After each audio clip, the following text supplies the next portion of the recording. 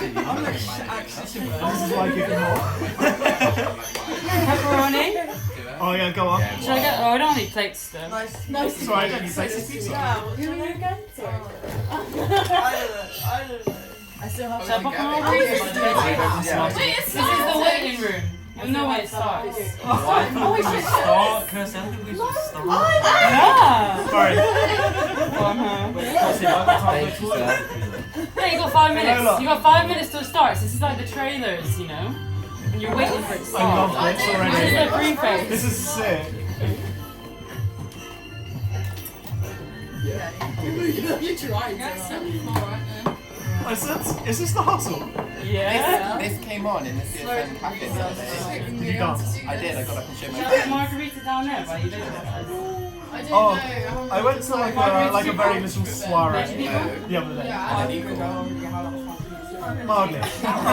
But it's alright because I didn't have anywhere else to stay. I was in Oxford and I was sleeping on the street. I wasn't going to sleep on the street. Margarita people. Anyway, I put on the hustle and they were like, what the fuck is this? And as soon as it started kicking I was like, follow me. They were like, yeah! I did not do it right at all, but I was like, yeah, this is sick. You just believe that you're doing it right and people will believe you. Exactly. I love this video so much. You want some ice cream? No. Sorry, man. Excuse the hand. In that little dribble. Yeah.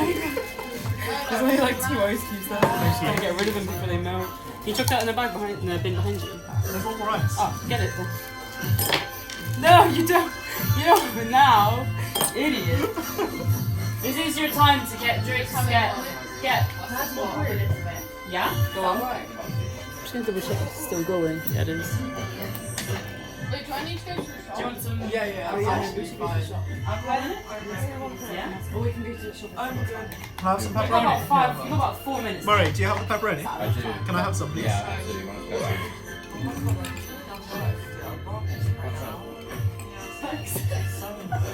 Don't know why I rolled that. But you guys got you. I'll go now.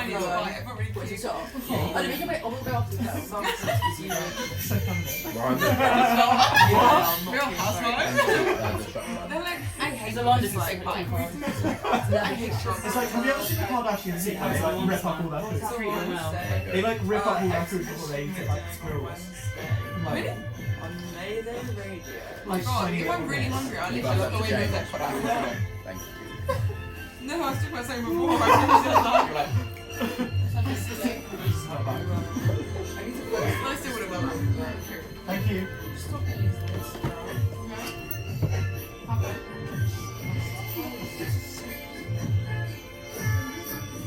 Sorry, Sean, I'll replace you. So awkward, crouching.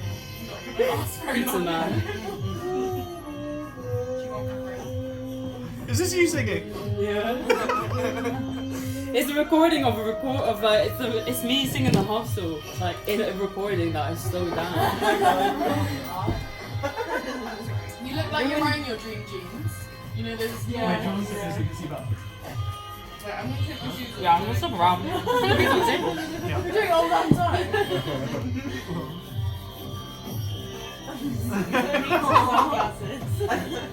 This video is so cute. Wait, they've got wedding on the Hey, face. is Rosie coming? I don't know. I put it in the group chat. It's green. Is she home? I haven't She came in. She's a bit quiet though, so I don't know if she's. Who's this with the rosé? Oh, there's a seat there now. You can sit there. Classy. seen her. I thought it was rosé. It's really good. How do you say it? Chin. Rosé. Yeah, was Yeah, it rosé. I'll get you pepperoni boy. Oh, yes! Oh yeah, of course. Just so you want to see. Ready? Woo! Am I in the way? No. You turn lights off. Yeah, should we turn that lead light on? Oh, fuck. Beautiful. Oh, love it. There's a switch there. On the end of the extension lead. Oh bloody hell. Pizza TSITA PIZZA. Don't worry about it. What?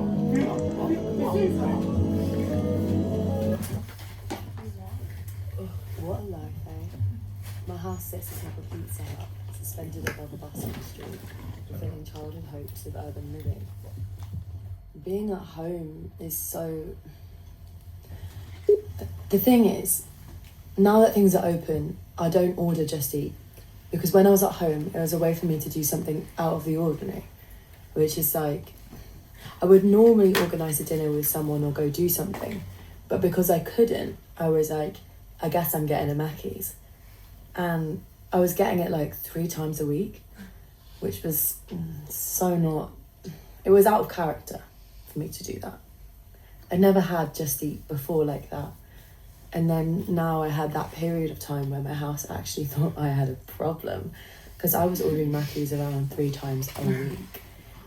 It was more like a fun thing to do. It was an activity. It was like when you order takeout with your family and it's an event.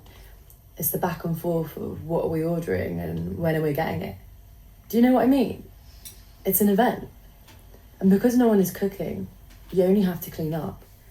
You just watch a film and you just chill. You chuck everything in the bin when you're done. It was actually such a big thing. Because if someone was ordering McDonald's, everyone would end up ordering McDonald's. Even if you didn't plan on having it that day. That's why we got it so often. I would order it. McDonald's domino effect. Yeah, exactly. It was someone saying, I'm getting something from Mackey's, anyone want anything? And you're in COVID, so you fall into anything and you're just like, go on, get me a triple cheese, or maybe I'll get a McFlurry. Do you know what I mean? People just like to dip in a little bit. Not being involved in the tradition of a hungover breakfast Mackey's made you feel excluded from the house. At the beginning of a party in the house during the pandemic, we said, let's just leave and walk the block, so we could come back into the house like we were arriving at a party. Being in the same walls, not having a travel drink or a distinction between getting ready and when the party starts, means there's this blurred line of time making it one continuous stream. When you're in the house all the time, you lose that sense of home. Too much home is not good for you. In the pandemic, our homes have become too familiar. We were doing anything to be able to come home. Home had become a scene of our confinement. It's no longer comforting. You don't have any distinction of day because every day looks the same. You're seeing the same walls over and over again. You wake up to the same room. Weeks will go by and you're thinking, I haven't done anything. It shows we think that home is the familiar, but the familiarity relies on the alien. It's a place of return. It's not somewhere we stay.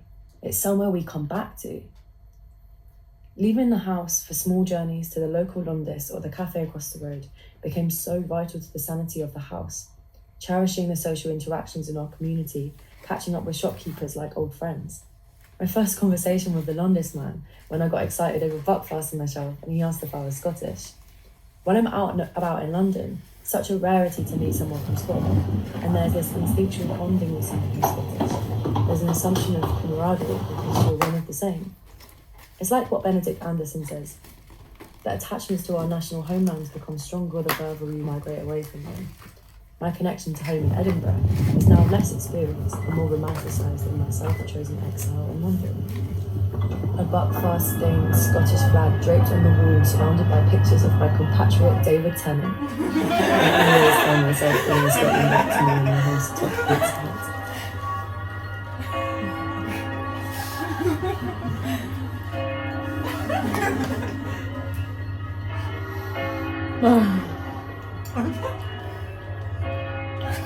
And so they left.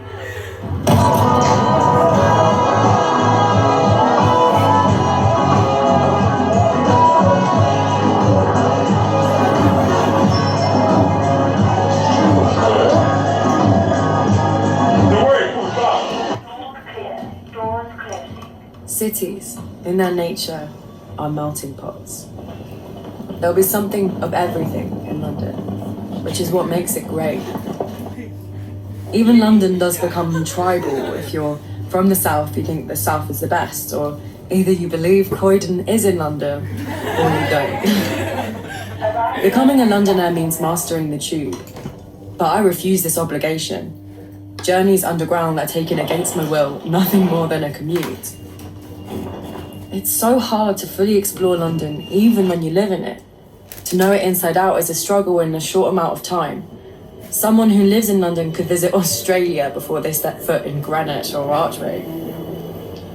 I've grown to hate getting the tube, because you're in this underground tunnel.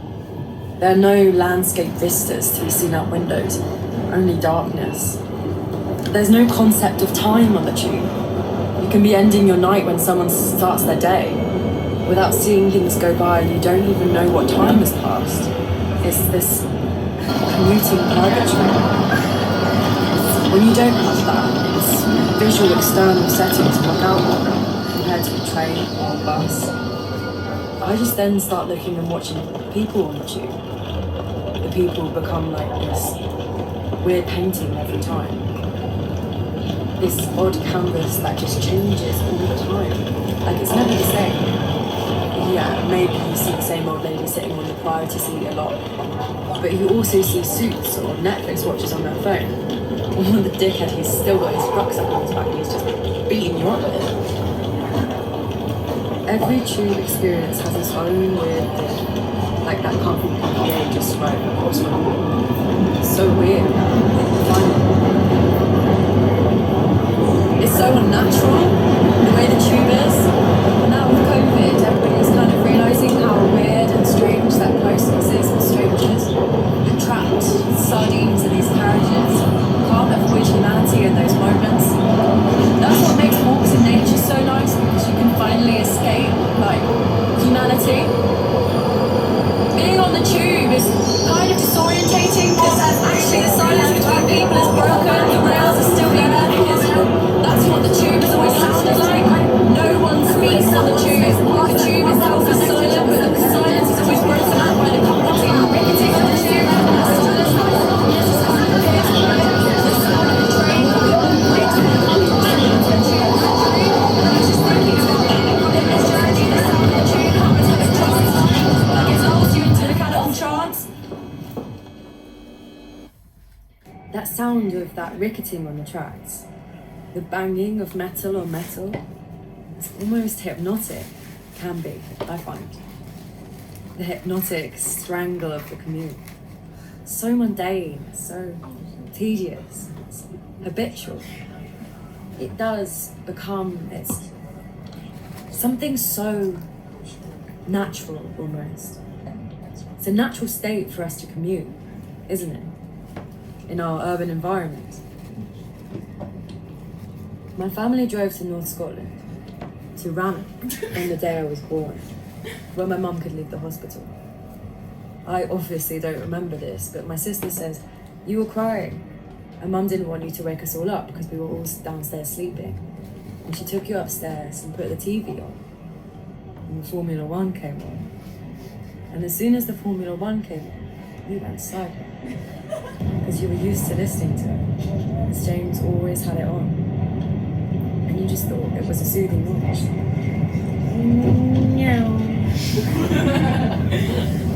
So I walked upstairs. I was like, "Are you watching Formula 1? And she said, "I'm not. Kirsty is." And it made her stop crying, so I left it on. So after for probably the first year of your life, if you ever started crying, we would put the Formula 1 on and you'd stop crying.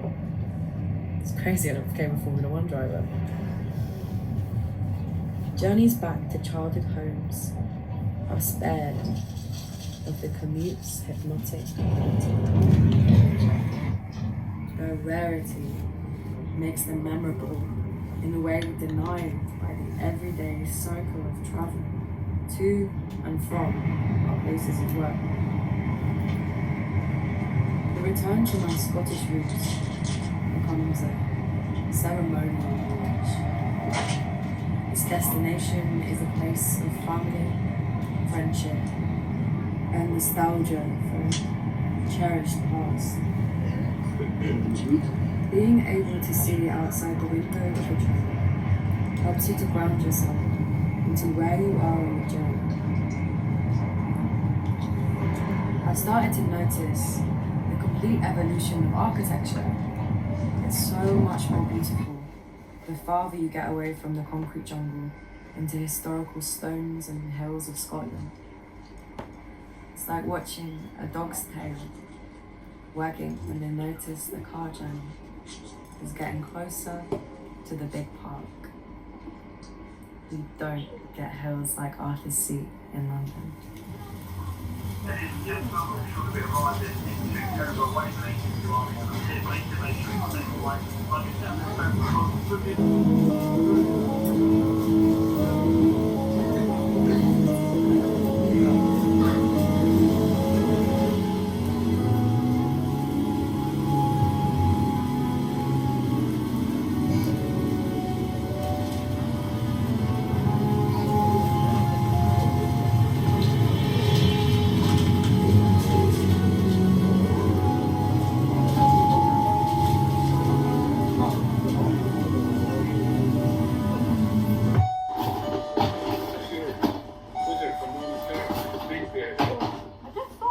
The first thing that really hits you when you get home is the smell. It smells like home, and you don't recognise that smell until you're away from it. I wish I could record that smell. Realistically, the Spy Kids movie, All the Time in the World in 4D, with the aromascope card, was a revolutionary idea, and we all slept on it. If I could give out scratch and sniff cards with the smell of this house, then maybe you'd think it smells like home too. Did I tell you that Lucas has stopped doing funghi pasta? No? What? I walked in and straight away, instead of giving me the menus, he said, the menu's on the QR code. And I said, well, actually, have you just got funghi pasta? And he said, no, we don't do it anymore. So now I don't know what to get. They don't have anything that they used to. I had to get nachos, and it's the smallest bowl for £6. They don't have any funghi pasta. Absolutely ridiculous. It feels like I've been gone so long, they've stopped serving it. They didn't have anything good there anymore. Used to have really nice nuggets there. It looked like they had them, but I wasn't sure if they were the same, and I couldn't be bothered to ask, but I was tempted by them. From this, my mum routinely directs the conversation to something about her life, like her new car, but how she misses the old one. But this one is good too. And she tells me about the kittens she's breeding at the moment. There's a natural catch-up with my mum about people I used to know, that now only pop up in rare logins to Facebook.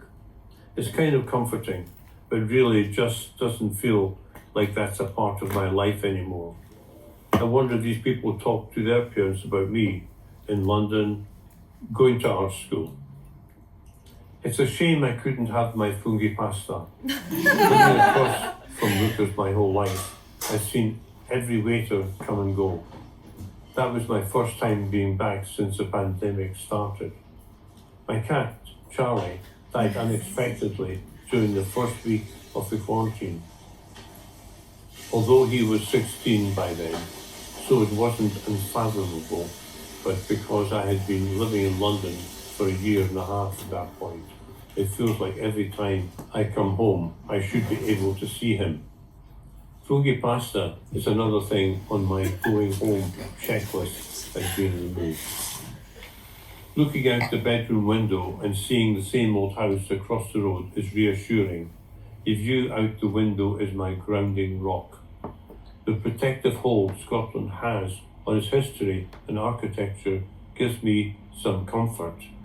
Travelling from a crane-littered city that changes every week, it's nice to have some consistency. Coming back home also means coming back to nature. In North Scotland, in Rannoch, it's like escaping to this bubble outside normal life. There's no just eat, no tubes, everything slows down.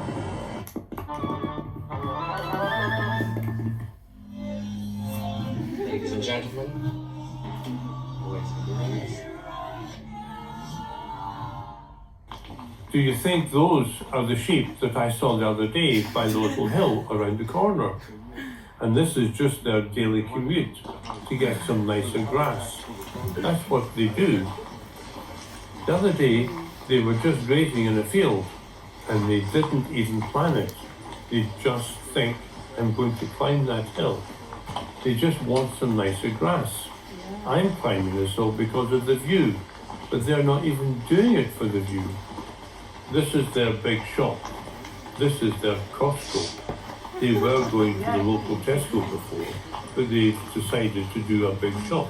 It's a long journey, but they'll do it. And then they'll go back to grazing on the local grass in the same day realistically. They'll be down before it's even dusk. Climbing the hill is no other day to them. That's bog standard to them. But I mean, I do the same thing. I just think it's crazy because they're getting a nicer view doing it. The Runa are an indigenous peoples that live in the natural world of the upper Amazonian. The dogs dream and the Runa can tell what they're dreaming about. Hilario's dogs were real dreamers. He knew when they dreamed because they would bark aloud in their sleep. The different sounds of their barks revealed their dreamy content. When the dogs barked, "Arr, arr, arr," Hilario knew they were dreaming of chasing animals, for this is how the dogs bark when pursuing prey. The Runa don't understand a dog's dreams as figments of a canine's imagination, but as a sign of their activity in the spiritual world of the forest. When Hilario's dogs bark, it tells them of the future. They will enter the forest to hunt game tomorrow. When the dog barks, it's a sure sign that a jaguar will kill them the next day. So this is how dogs cry when attacked by felines. One morning, Hilario's 3 dogs were nowhere to be found. This was strange, for the dogs had not barked at all in their sleep the night before. They did not make their future departure known. After searching nearby fallows and forests, they were discovered with large tracks leading to their bodies and bite marks on the back of their heads. They had been killed by a jaguar. Hilario's wife, Almeria, proclaimed they shouldn't have died. She asked, how can we ever know their dog's fate if they did not warn them of such danger? It wasn't meant to be known, she decided. Interpreting dogs' dreams is important to the Runa. For talking to dogs directly is dangerous. They do not want to become dogs in the process. If people want dogs to understand them, they feed them hallucinogenic drugs called theta that allows them to transcend the physical forms and be spoken to in the spirit world. When Hilario's dog, Puntero, had bitten somebody unprovoked, it was given theta and muzzled to inform them of his behavior. Puntero's snout was then tapped on the part of the person's body he had bitten. Hilario had entered the canine logic of the playful nip. The dogs play together and bite each other in a way that isn't painful. Puntero was told the victim was, in fact, his friend. It was a communicative act enabled by the Runa's shared everyday presence in the natural Amazonian environment inhabit. They take extreme steps when talking to their dogs directly, so the Runa do not assume an impenetrable separation between humanity and nature, but cautiously guard against the genuine threat of animal transfiguration. We have become so certain of our mastery over the natural world that we have forgotten we are social beings of it just as animals are too. Perhaps we've never been human after all.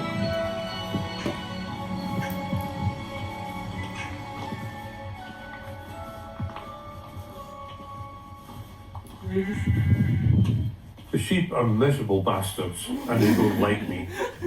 They're probably just territorial, or maybe they know I'm not a local here. Even if they're not accommodating, it was better than having other people invade the sanctuary I made on the hill. I had become comfortable with the idea that no one could see or hear me. I felt like I was home alone, but then somebody came in and I had to be aware of my volume. Their presence brought me back to reality. Going downhill should have been fun, but there was no journey here. It's just getting down. It's really frustrating, seeing where I want to be and not being there when it's so easy. It feels like walking on a treadmill, just staying in the same place and seeing the same sight over and over, the floor moving, but there's no progress. The ground is going from underneath me and I'm staying in the same place. All I need is to get down and descend into normal life.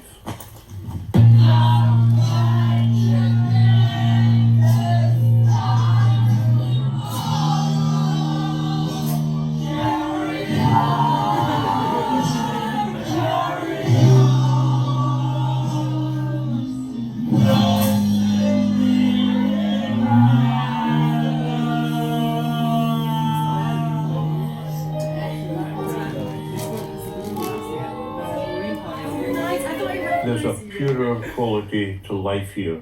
Somehow the water is cleaner and the strawberries are sweeter. Of course, that's only relative.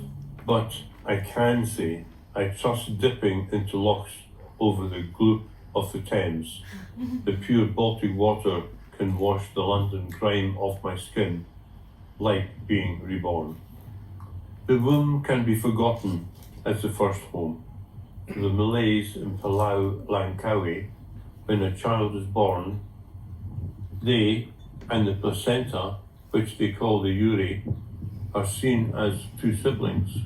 The uri is then buried by the father in the grounds of their house. The uterus then is the baby's first home that they share with the placenta sibling before they both move into their new home. The word nostalgia, when it was first coined, was being used to refer to as homesickness, but has grown since then to be defined as a longing for the past of your personal life. Reflecting on the past can build the idea we have of ourselves over time. Our personality and characteristics change constantly by remembering who we have been. It can affirm ourselves of who we have become. There's comfort in being reminiscent of the past. My routine of coming home seems as if I'm just reminiscing memories of when I lived here. I'm trying to relive them. It's like how I've repeatedly watched 50 First Dates since I was little. Even though I know the plot inside out, I don't expect it to change. I'm watching it because it's comforting to relive the story over and over. If the plot was to not fulfill itself, then it wouldn't be the same film. I genuinely believe overwatching that film has caused my bad memory, which is why I have to record everything that happens to me. If I don't, then it's a forgotten day. It seems that memory is not a reliable source. It fluctuates based on social reaction and your own emotions. Memories can be distorted or exaggerated. When I was about 3 years old, the first and only time I went to America, I walked out of the accommodation and got lost wandering the Los Angeles boardwalk. To this day, I still remember a vague, hazy image that's completely different from my mum's pure panic of a missing child. But I don't think anyone could tell the story right unless we had the CCTV footage. Trying to relive the past is impossible. Realistically, I'll never watch 50 First Dates for the first time ever again. But even though I can never go back, there is refuge in having experienced it in the first place. I feel bad for the people who will never get to have fungi pasta from me. Favourite movies can say a lot about someone. Not movies that you just really, really like, but the movies you've watched over and over and can still enjoy. Having something to continuously return to, no matter the location, is helpful when trying to nest into new environments. It can make the most uncomfortable place feel somewhat familiar. My nesting routines have helped ease most of my movings. From setting up my hoard of DVDs to hanging up my many mirrors, my room over the years can paint better images of me than any of my words. Sometimes home isn't so much of a place, but it's a feeling of comfort and self-expression. Home is what you make of it, really.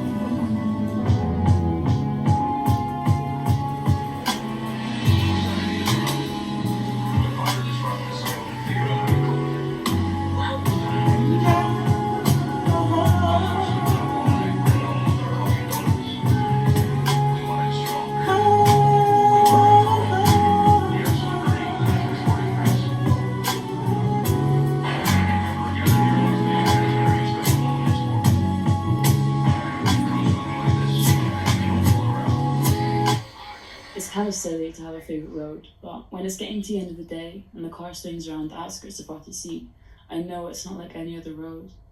I've noticed the drip feed of home visits losing momentum, and I don't know who I'm going to be when I see PIZZA TSITA next. Before leaving, I managed to tick the last stop on the going home checklist, visiting the charity shop where I volunteered and accumulated all my DVDs and mirrors. I was surprised to have seen two people I knew imitating back their stronger Scottish accent. Being home makes me aware of my difference to Scottish people. Inheriting the Californian tones of my mother's American tongue means my accent rings out the transatlantic union that created my existence. However, a subtle twang that singled me out as different back home is one that disappears amongst Londoners that first hear the voice of the Scot. I'm from Scotland, born and raised, and celebrating Thanksgiving every year. But I like to ruse people into thinking I'm more Scottish than I am, projecting a pure Scottish identity than I actually possess. It's good to cherish your roots, they make you who you are. It can be seen to be aggressive trying to visit your past, but actually you can learn a lot from it. Because while you remember how great things were, it's clear you can never regain those times, stored away in a memory safe. It brings us back to the present. Being appreciative for the good old times as they happen unlocks a calmness. There's no rush to move things on or dwelling on the past. Seeing familiar faces from a long time gone gives you some drive for the future, knowing things can surprise you when you weren't expecting it. There's time for people and things to pop back into your life.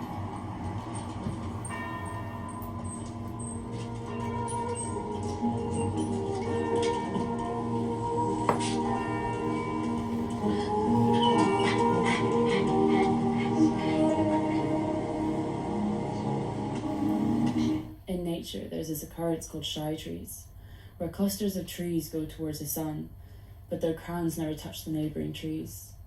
It creates this web of segregation like rivers flowing between the leaves. There are several theories to do with invasive insects and shade avoidance, but maybe it's just similar to how we don't like to sit next to unfamiliar people on the bus. I prefer to get the bus. It kind of reminds me of Edinburgh. I get the bus every single day. On the bus, the everyday journey is not hidden from you. You miss this on the tube. Most of my commutes go over the Thames, and every time I will make an effort to look out in the window, whatever state the Thames is in. I get the same feeling here that I do when the car passes off your seat. Maybe those sheep get this feeling when they climb the hill for nicer grass. The Thames is pretty paying. Being in a different setting probably makes you appreciate what you have. You can't miss the subtle things until they're away from you. You can only really long for something in the absence of it, and that applies to almost everything. Whether it's wanting something you don't have or something you used to. I used to take Iron Brew with me whenever I left Scotland, even if I wasn't thirsty. But now that it's in the local London shop, it's lost its finality. I've still got my bag of unattainable Scottish goods, of things I probably wouldn't buy if I wasn't me. It's only because I can't have them that I want them. With nostalgia, there's a dynamic of physical and mental longing, whether it's wanting to be carefree as your childhood, or wanting to spend just another minute with the family cat. The pandemic has brought such a surge of nostalgia during this complete pivot in our lives. Missing the things we never knew we wouldn't have, like hugging and travelling and sharing food. It's caused a lot of dwelling on the past. I keep hearing when things go back to normal, but realistically, the irreversibility of time means this is the new normal. There's no point trying to return to how things were before lockdown. Lockdown wasn't a segue, it was a change in path. In the words of Joseph Sugarman in BoJack Horseman, time's arrow neither stays still nor reverses. It merely marches forward. Reflecting on the time before the pandemic, if we are grateful to have lived it, it can be easier to appreciate the sort of things now. Removing time wasted on dwelling leaves more room for being present and hopeful.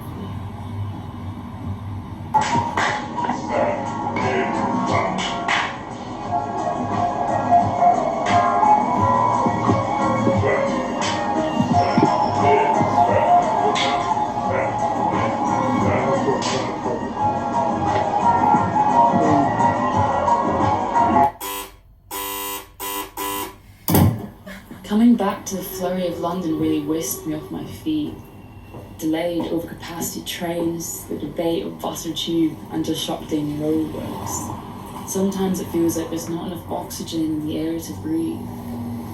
It can be really overwhelming being in the middle of the hurricane, but looking out the kitchen window really grounds me.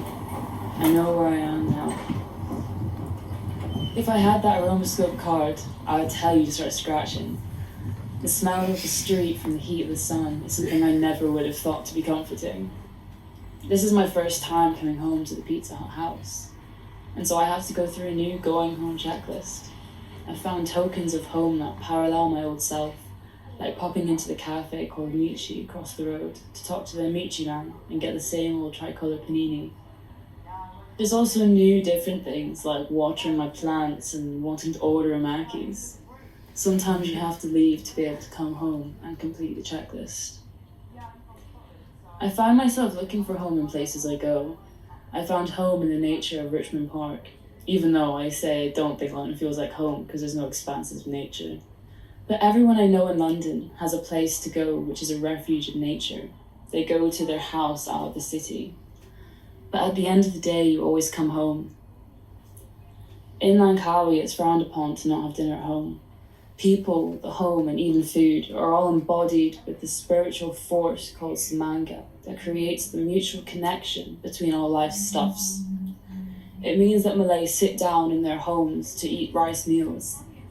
They're all sharing a common substance that reinforces their relationship to one another. In our Western world, we think our family are just people that we're biologically related to. But in Langkawi, kinship is something that is forged and must be constantly affirmed in the everyday practice of sharing meals.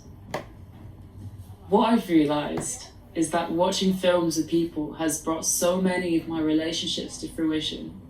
Film is a form of shared substance. Sharing a film with someone gives you fuel for reminiscing. And nostalgia builds our connections to other people.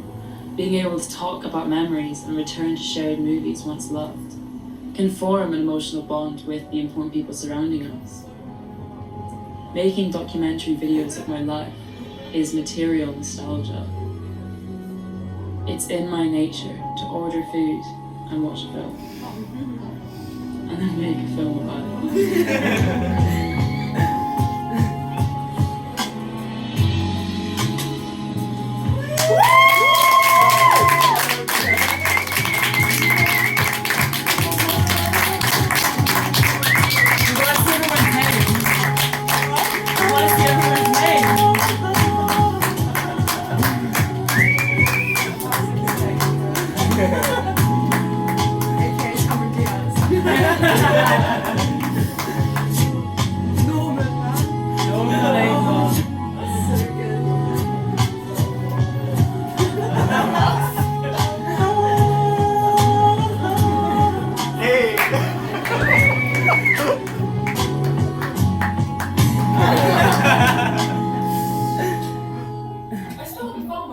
I'm missing one of my two. I'm winning one of each You're of my winning. two. Full stop.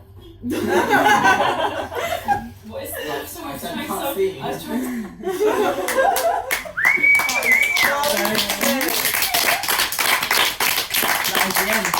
That was so beautiful, man. Honestly, beautiful. You need to enter that in some festivals. That was so good.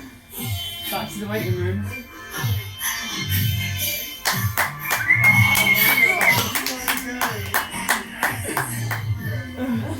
So what did everyone think? That was so good. Oh, so good.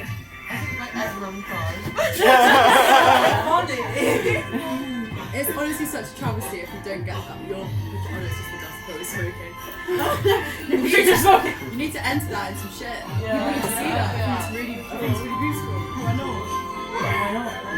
Send it off. Why not? Take it out. Yeah, so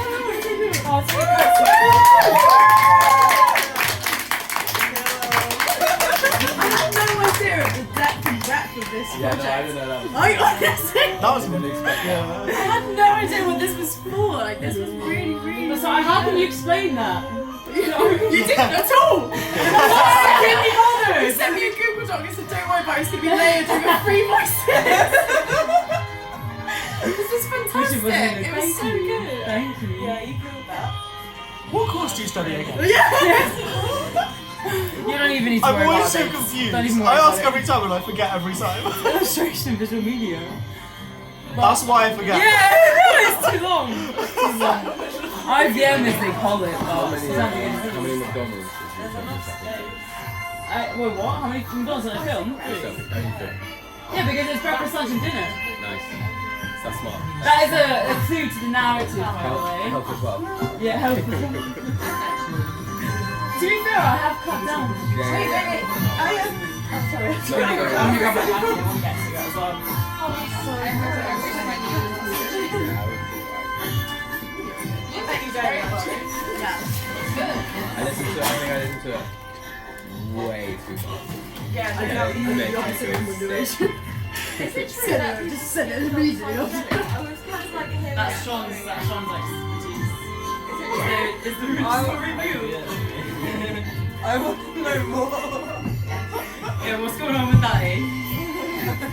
Fact checking. They do give their dogs hallucinogenic dogs.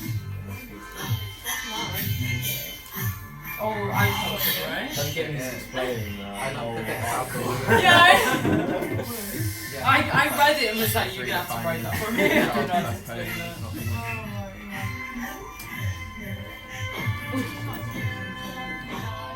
What was everyone's favourite bit then?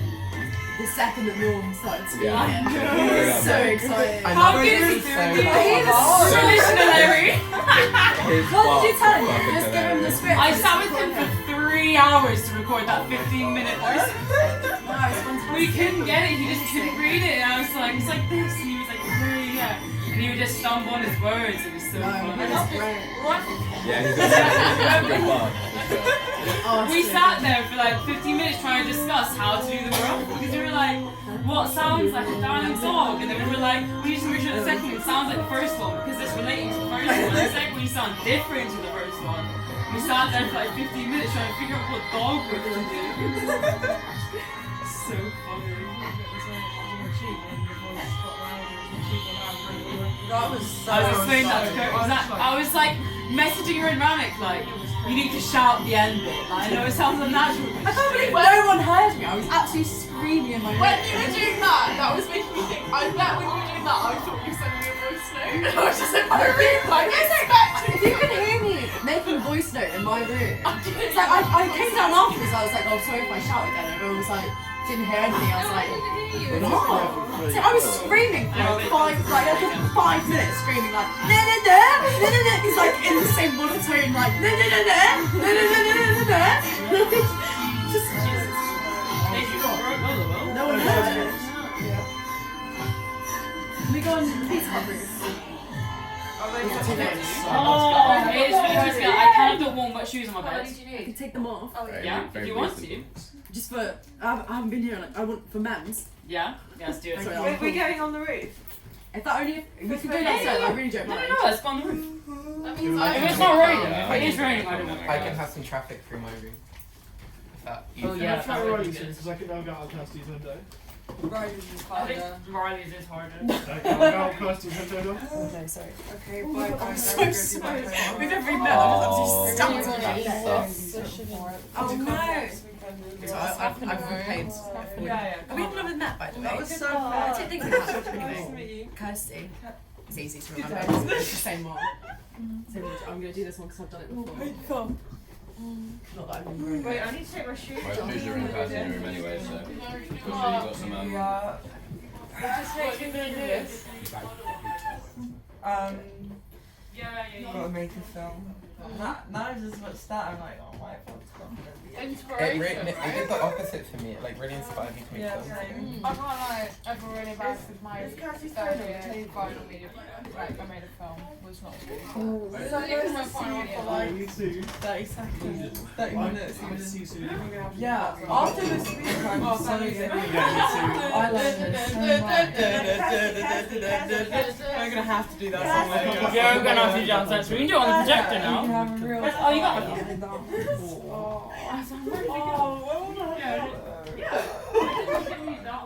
Oh, Tegan, I'm so happy to see you. It's so good to see you. It's been way too long. It's been way too long. But good luck. You've got this shit. Smash it. And we'll hang out when you're done. It's actually revived me. Like I was ready to go to bed. Now I'm Go like, do it. Go do it. Go get it. work mode. You're winning. Not yet.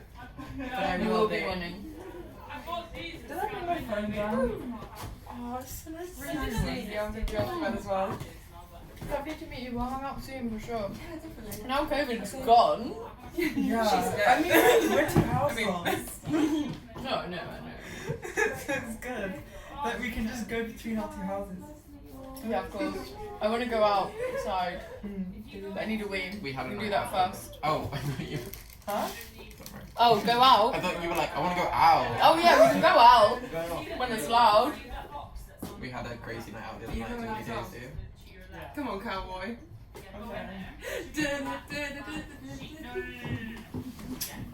I'm going for a wee. Does that mean I'm following you guys?